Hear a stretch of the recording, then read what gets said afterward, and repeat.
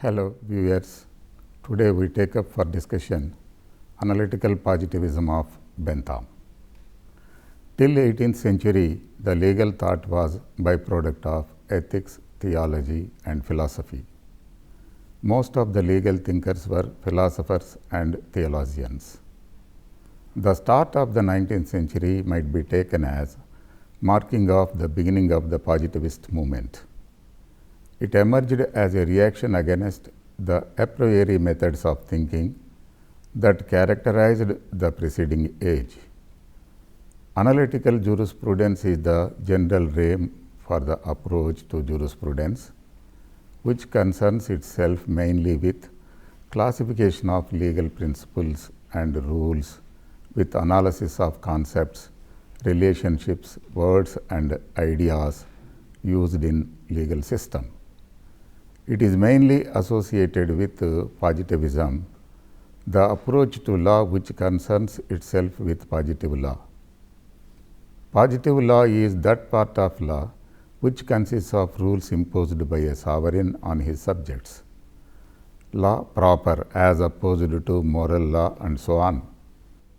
Analytical positivism has been chiefly associated with Jeremy Bentham and John Austin. It has been developed in England by Holland, Salmond, Hart and others. In the continent by Kelsen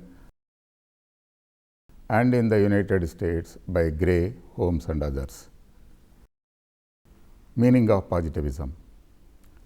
In the legal literature of the 20th century, the expression legal positivism has been more and more frequently used.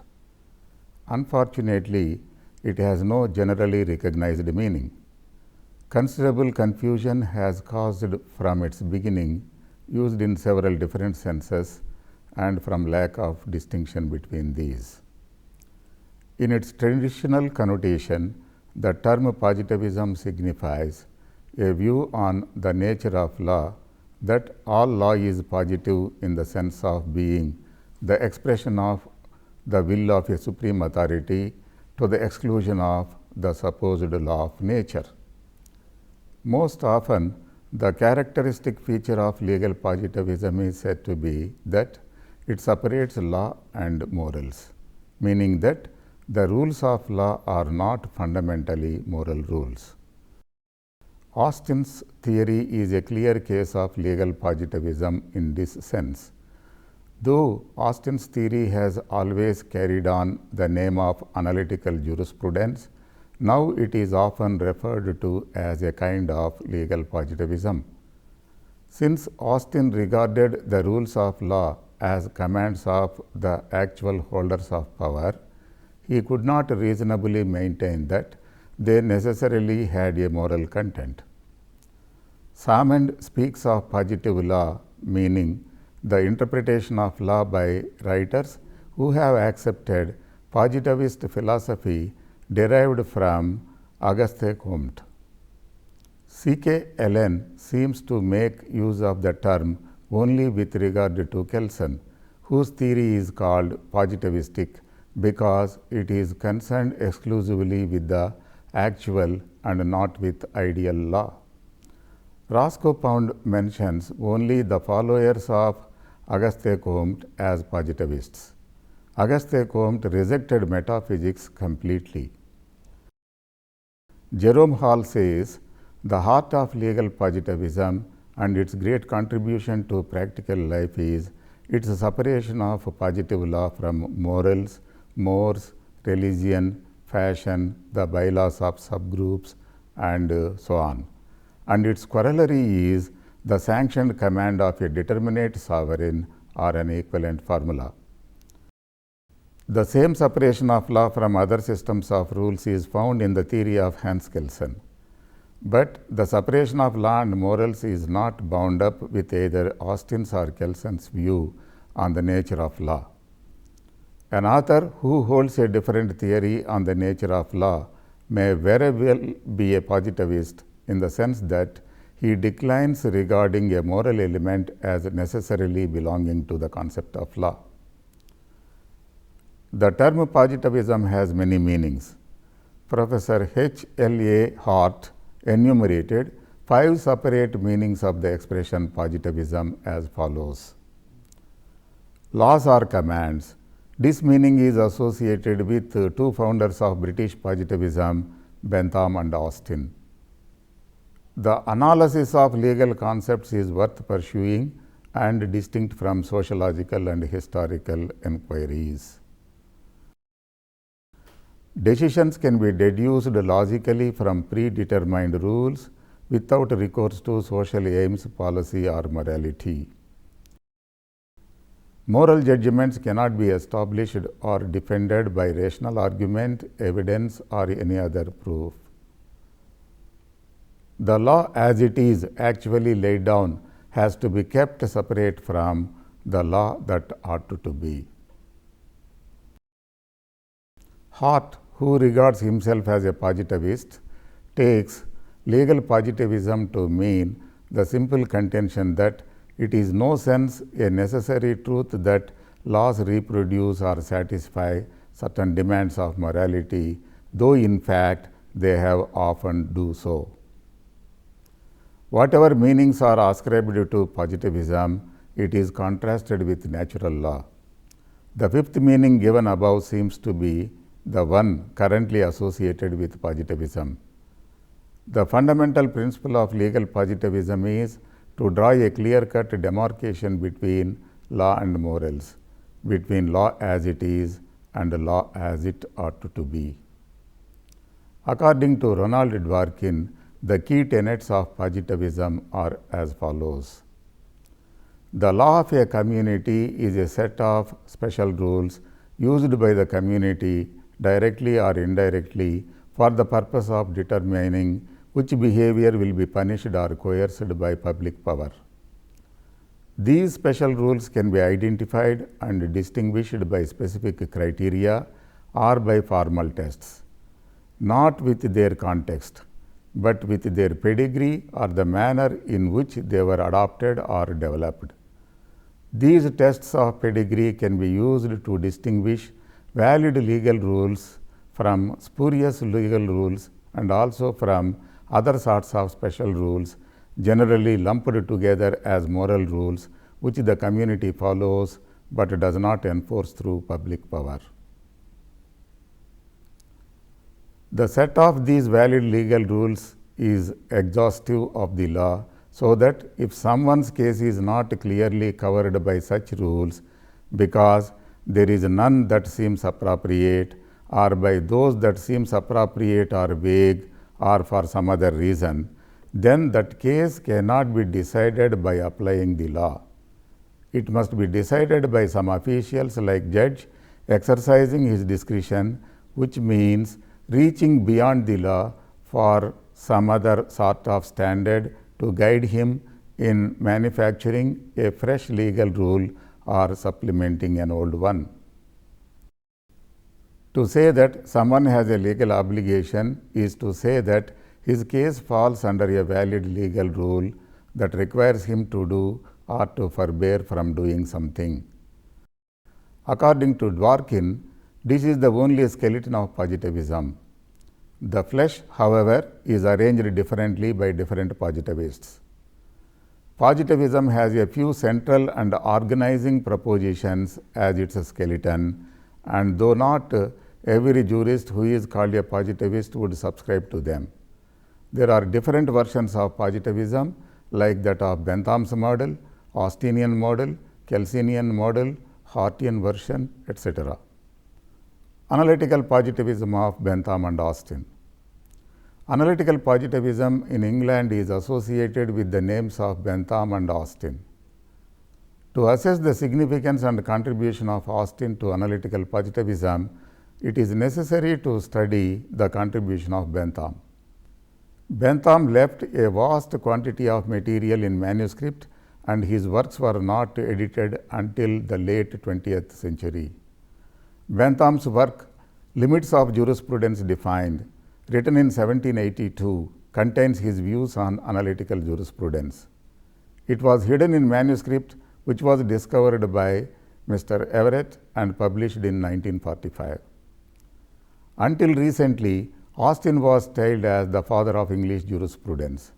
But it is clear from the work of Bentham, which was first published in 1945, though he had finished it in 1782, that he is the real founder of analytical jurisprudence. Being disciple of Bentham, Austin borrowed, developed and perfected his theory of analytical positivism. It is now recognized that much of the credit hitherto given to Austin for development of analytical jurisprudence should belong to Bentham. Bentham's positivism. Jeremy Bentham is the patriarch of analytical positivism. The first positivist was Bentham. He was champion of codified law and of reforming English law, which to him was in chaos. Bentham's philosophy had many-sided splendors. Besides being a jurist, he was a reformer of law and legislation, a moralist, a philosopher, and a utilitarian. He advocated for improvement of quality of law to promote happiness of individuals. His works cover jurisprudence, ethics, logic, etc.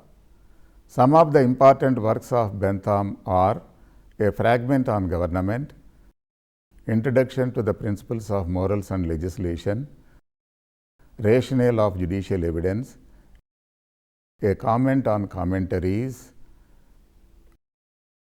and The Limits of Jurisprudence Defined. His works have had great practical influence on subsequent legislation and gave great impetus to such projects as codification, consolidation of statutes, and the abolition of antiquated arbitrary rules. Rejection of natural law. Bentham's work, The Limits of Jurisprudence Defined, contains his views on analytical jurisprudence. His whole outlook was determined by Hume's empiricism, which he enthusiastically embraced. He thought that the chimera of the social contract had been effectively annihilated by Hume, and he scorned Blackstone's attempt to find a basis for the common law in the law of nature. His purpose was to build a theory of law on experience only. In his A Fragment on Government, he poured his invectives and abuses on natural law and law of equity and condemned it as this formidable nonentity, the law of nature. And an appeal to natural law is but a womanish scolding and childish altercation, which is sure to irritate, which can never persuade. He condemned natural law as silt nonsense, containing all kinds of silly ideas. He also condemned common law as mock law, sham law, quasi law, a mischievous delusion. In his A Comment on Commentaries, Bentham observes, as a system of general rules, the common law is a thing merely imaginary. It was Bentham who destroyed and demolished natural law systematically by giving currency to the concept of utility as the principle of the greatest good of the greatest number. He dismissed the law of nature as nothing but a phrase, and Blackstonian natural rights as nonsense upon stilts, and eulogized the doctrine of utility. Bentham on Judge-made law. Bentham regarded judicial lawmaking as a form of customary law with all its ambiguities and uncertainties. Bentham sought to formulate in considerable detail how arbitrary power exercised by judges might be checked. One of the Bentham's comments on judge-made law is particularly famous. He said, "It is the judges who make the common law," and continued, "Do you know how they make it? Just as a man makes law for his dog. When your dog does anything, you want to break him off. You wait till he does it and then beat him. This is the way you make laws for your dog, and this is the way the judges make law for you and me." The merit of this criticism of judge-made law may be considered in the light of retrospective effect of judicial lawmaking, which is an inherent weakness of judicial legislation. Sensorial and expository jurisprudence. As a legal positivist, Bentham made a sharp distinction between the law as it is and the law that ought to be. According to him, there could be no reform of substantive law without reform of its structure. So, analysis of structure was an essential procedure to reform. Accordingly, he distinguished between what he termed expository jurisprudence and sensorial jurisprudence. Expository jurisprudence is concerned with what law as it is, without regard to its moral or immoral character. Sensorial jurisprudence ascertains what law ought to be. As a legal reformer, Bentham laid stress on the evaluative aspect of law based on the doctrine of utility to which law ought to conform. It led to what Bentham calls science of legislation or sensorial jurisprudence.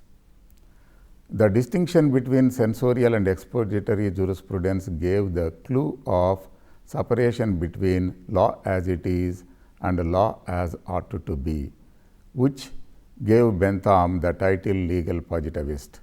It was from Bentham Austin and his followers derived the idea of separation of is from ought. Utilitarian individualism. Bentham's legal philosophy is called as utilitarian individualism. It was a reaction against the 18th century abstract thinking in legal philosophy. He defined utility as the property or tendency of a thing to prevent some evil or to procure some good. Pleasure is good or the source of good. Pain is evil or the source of evil. According to him, the purpose of law is to promote pleasure and to avoid pain. All considerations of justice and morality disappear from his approach. He was in favor of codification of laws. He tested every law by the criterion whether it led to the greatest happiness of the greatest number. According to him, the basis of law and legislation should be the maximum happiness of maximum number. Bentham remarked, nature has placed the mankind under the governance of two sovereign masters, pain and pleasure. It is for them alone to point out what we ought to do, as well as to determine what we shall do. They govern us in all we do, in all we say, in all we think. By rejecting both natural law and non-positive laws and replacing them by the hedonistic doctrine of utility, Bentham became the Newton of the legal and moral world. The hedonistic calculus, that is the principle of utility, became the touchstone to examine the justification or relevance of manifold laws in terms of pain and pleasure. He advocated the retention of only such laws which are in conformity with the principle of utility. He examined the structure, conception and functioning of the legal system to remove the existing abuses. Bentham subscribed the view that individuals are best judges of their own affairs. Man likes liberty. Liberty is the source of pleasure. Law is made at the cost of liberty. Therefore, law should be a necessary evil. His individualistic philosophy is that minimum interference of law and maximum liberty to individuals. If individuals are happy, in turn the society would be happy. The only justification for state's interference is to prevent harm to others. It is in this context Bentham was influenced by John Stuart Mill. His approach coincides with the economic doctrine of laissez-faire, which influenced legal and political developments of 19th century. Bentham's definition of law. Bentham was not only a writer on the end of law, but an analyst who was interested in the mechanics of the legal system. While writing an introduction to the principles of morals and legislation, he was moved to ask, what is a penal code of laws? What is a civil code? What is law in general? In seeking the answer, he had to investigate the nature of a law. According to him, a law, as distinct from law, was a real entity. Law is a fictional entity made up of an aggregate of individual laws. Law, in the sense of legal system, is much more than the sum total of laws. According to his view, there is no law, there are laws. Law is an aggregate of all individual laws.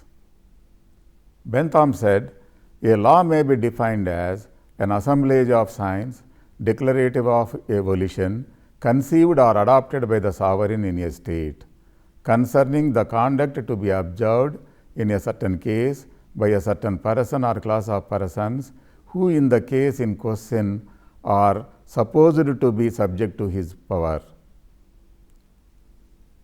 Bentham's definition of law is thus an imperative one, for which he himself preferred the term mandate.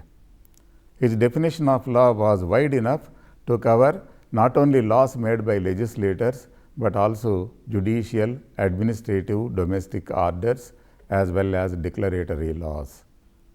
According to Bentham, sovereign is any person or assemblage of persons to whose will a whole political community are supposed to be in a disposition to pay obedience, and that in preference to the will of any other person. Bentham defined political community as follows: where a number of persons are supposed to be in the habit of paying obedience to a person or assemblage of persons of a known and certain description, such persons altogether, including subjects and governors, are said to be in a state of political society. The above discussion suggests that Bentham defined a law in terms of sovereign and defined sovereign in terms of politically organized society, that is, state. In Bentham's view, every law consists of commands or prohibitions. Supreme power belonged to the king, lords, and commons. They issued commands and prohibitions that were habitually obeyed. To ensure obedience, threats of evil consequences must be attached to the commands and prohibitions. The person or assemblage of persons possessing supreme power in a political community, Bentham called the sovereign. Strictly speaking, law is will of the sovereign regarding the conduct of the subjects. Bentham's analysis of law. According to Bentham, every law may be considered in 8 different respects: source, subjects, objects, extent, aspects, force, remedial appendages, and expression. Source. The source of law is the will of the sovereign, or adopt laws previously issued by former sovereigns or subordinate authorities, or he may adopt laws to be issued in future by subordinate authorities. Subjects. These may be persons or things. Each of these may be active or passive subjects, that is, the agent with which an act commences or terminates. Thus, a person may be the striker or the party struck. A thing may be the instrument of destruction or the thing destroyed. They may be direct or indirect, the latter constituting the circumstances of an act. Objects. An act originates in persons but may end in a person or a thing. Each act situation, including forbearance, is an object of an individual law. All laws regulate conduct positively or negatively, by imposing duties or granting permissions, imperatively or de-imperatively. Extent. Direct extent means that a law covers a portion of land on which acts have their termination. Indirect extent refers to the relation of an actor to a thing, for example, being in a certain place at the time of the act, in short, the circumstances. Bentham also alluded in passing to extent in point of time or duration of a law. Aspects. Every law has a directive and a sanctional or incitative part. The former concerns the aspects of the sovereign's will towards an act situation. The latter concerns the force of a law. Command is only one of four aspects of the sovereign's will, permutations of which comprehend the whole range of laws. Bentham evolved a deontic logic to demonstrate the relationship between command, prohibition, and permission. Force of a law, sanctional or incitative part. A law is dependent upon motivations for obedience. The sovereign's wish in respect of a class of acts is a law as long as it is supported by a sanction. Even if this is not explicit, though usually, of course, it would be. It includes physical, political, religious, and moral motivations, comprising threats of punishment and rewards. In Bentham's analysis, there are four types of sanctions to secure compliance of a law. They are physical or natural sanctions, moral or popular sanctions, divine or religious sanctions, political or legal sanctions. Remedial appendages. Sanctions are provided by subsidiary laws.